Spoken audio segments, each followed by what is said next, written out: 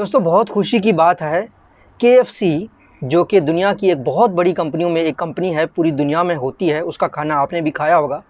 उसने एक पाकिस्तानी साबिर समी को अपना सीईओ दुनिया के लिए सिलेक्ट किया है। ये पाकिस्तान के लिए बहुत एज़ाज़ की बात है।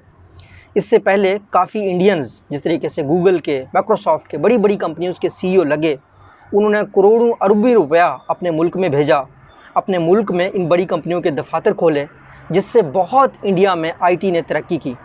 पाकिस्तान में बदकिस्मती से कुछ लोग अपने कोर्स बेचने के लिए, जो कि अमेज़ॉन के, यूट्यूब के हल्के फुल्के कोर्स जिनका सारा कंटेंट यूट्यूब पे अवेलेबल है, उसकी वजह से जॉब करने को गाली बना रहे हैं। बिलाशुबा कारोबार करना चाहिए, कारोबार में बरकत है, जिसमें हिम्मत हो वो कारोबार करे, जिसके पास असासे ना हो वो नौकरी करके कारोबार करना सीखे। तो आज साबिर समी लाखों छोटे छोटे कारोबारों से ज़्यादा कमाता है। इस बात को गौर करें, दूसरों के साथ शेयर करें। अल्लाह हाफ़िज़।